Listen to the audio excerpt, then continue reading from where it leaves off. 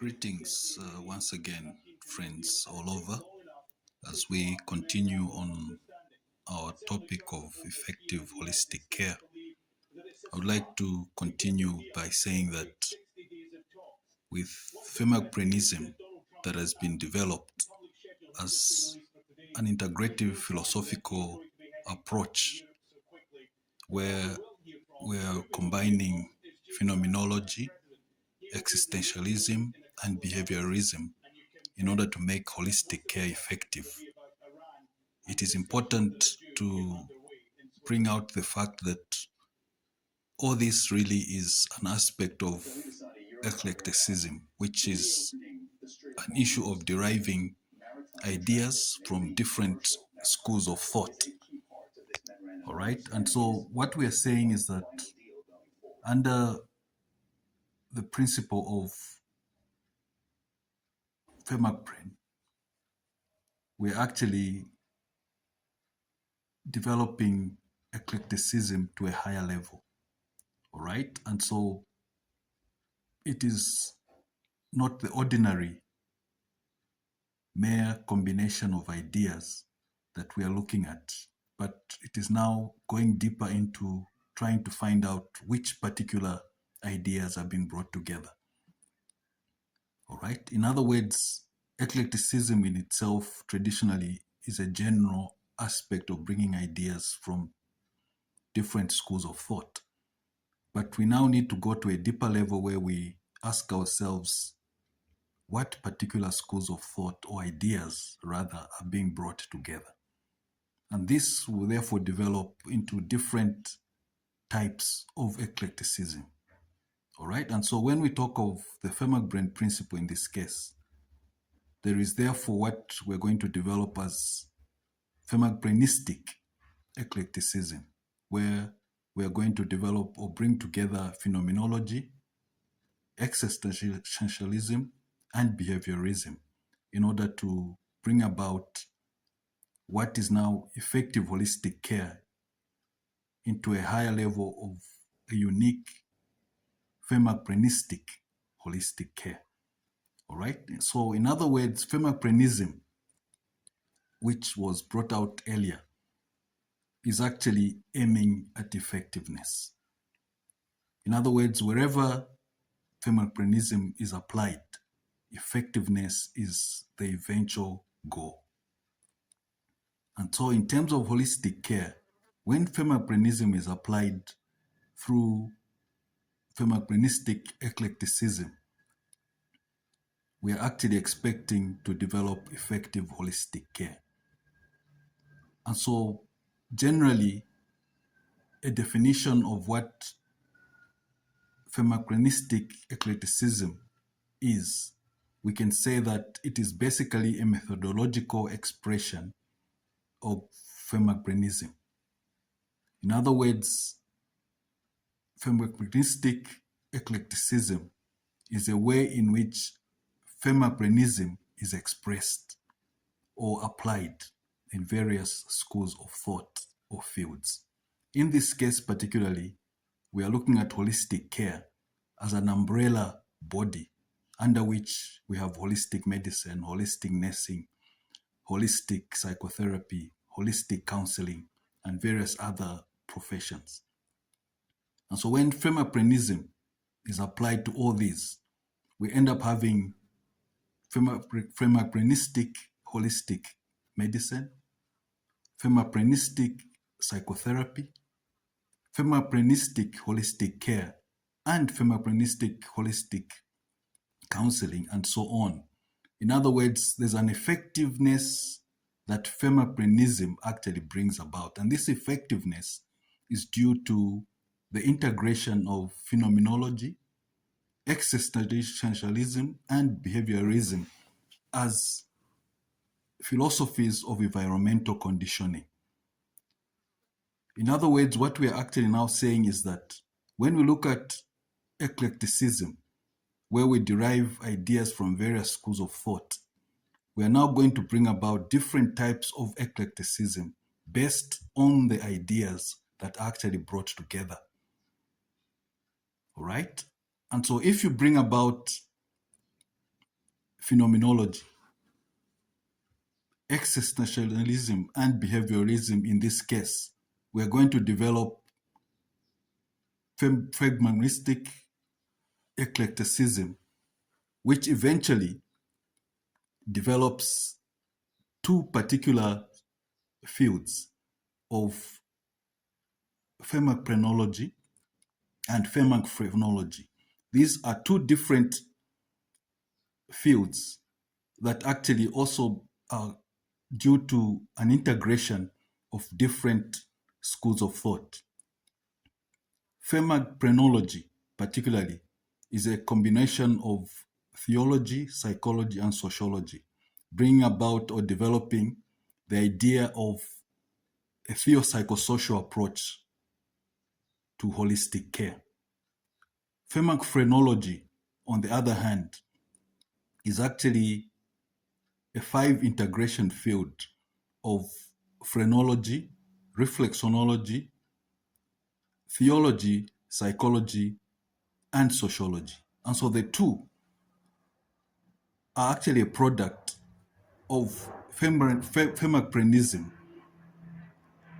due to Phemegprenistic eclecticism.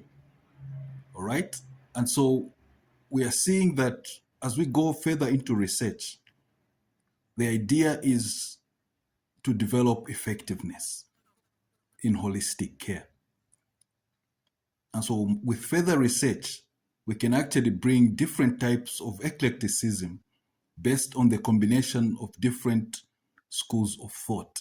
Now, the purpose of all this research is what I would like to bring out today in terms of the application of Phemegprenism in a particular area of developing life in society.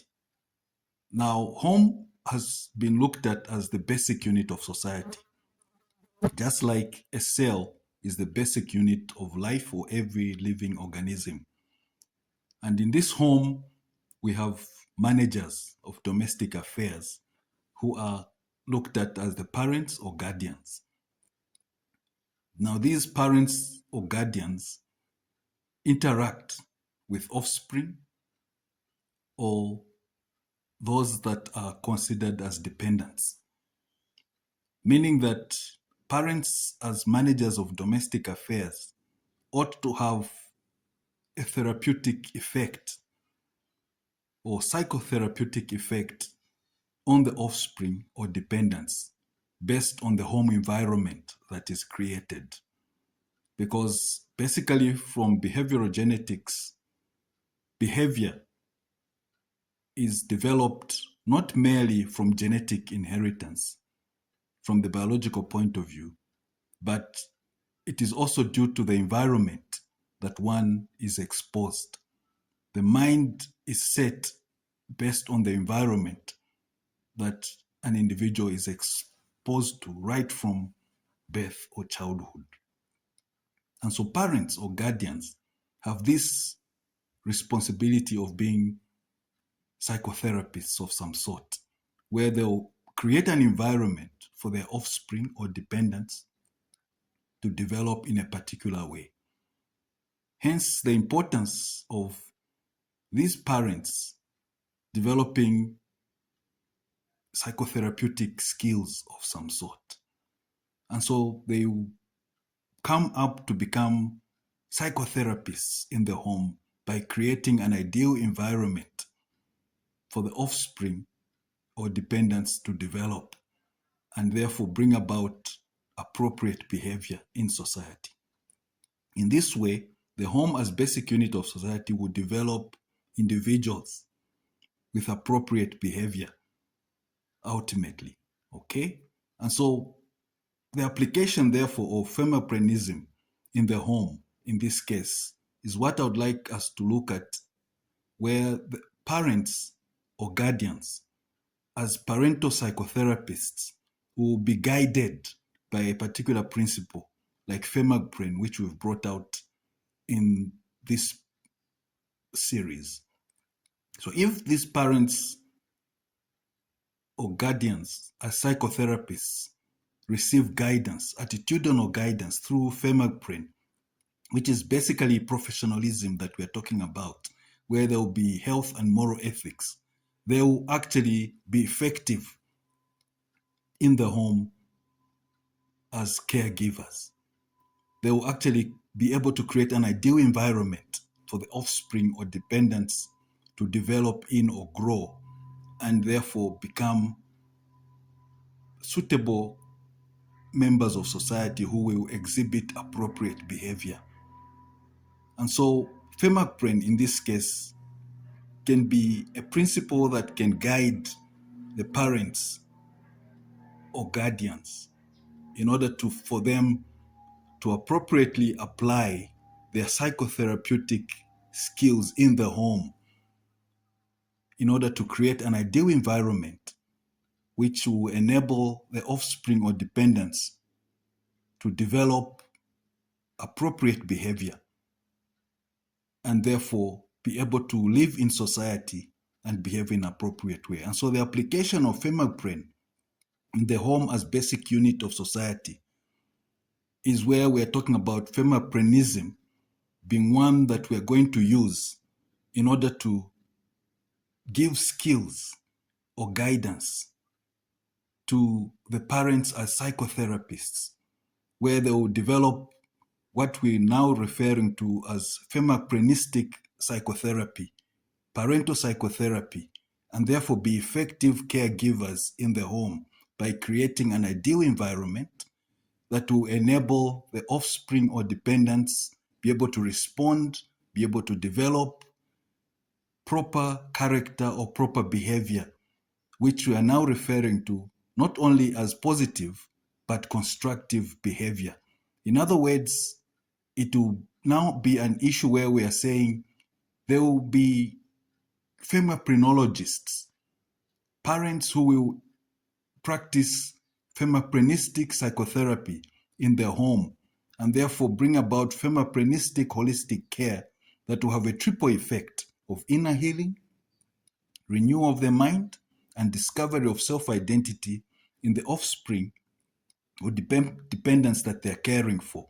And these offspring or dependents will develop the inner healing that we've talked about, the renewal of the mind, as well as the discovery of their true self-identity, leading to the combination of what we earlier talked about, where we had restoration, transformation, and reformation combining into positive transformation, which in this case, we're now going to look at as constructive transformation.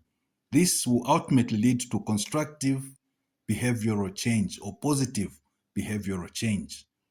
And so I want to bring out the application of Phemegpren in the home as the basic unit of society, the application of the philosophical integration of phenomenology, existentialism, and behaviorism in the home as basic unit of society, where the parents or guardians are equipped as parental psychotherapists, Phemegprenistic psychotherapists, and therefore be effective in the development of an ideal environment in the home in which offspring or dependents will be more like clients that will now be able to respond to an ideal environment and be enabled to develop the appropriate behavior. If at all these offspring or dependents were misbehaving, they will now experience positive transformation or constructive behavioral change because of the ideal environment that they're exposed to. So if we can look at Phemegpren, it is no longer a basic theory, but I would like us to now look at it in terms of the home as an everyday institution that we all are involved in. Are we able to create an ideal environment in the home as basic unit of society in order for the parents or guardians and the offspring or dependents to be able to interact in a positive way that will be able to bring about constructive behavior? And this behavior developed in the home will ultimately be expressed in society out there. And so when we look at Phemocranistic eclecticism in this case, where we are combining phenomenology, which is the lived experience of every individual, and existentialism, which is talking about deriving meaning from this lived experience, as well as behaviorism, where we are now talking about active or practical application of this meaning that we derive from our lived experience. Are we able to actually come about with constructive behavior? The only way we can come about with constructive or positive behavior is when we have an effective holistic care, which in this case we are now saying is phemocranistic because it is dependent on phemocranistic eclecticism. Let's think about this in a practical sense. And as researchers, let's go further into actually seeing that we can actually develop different philosophies by combining ideas from different schools of thought in a practical way.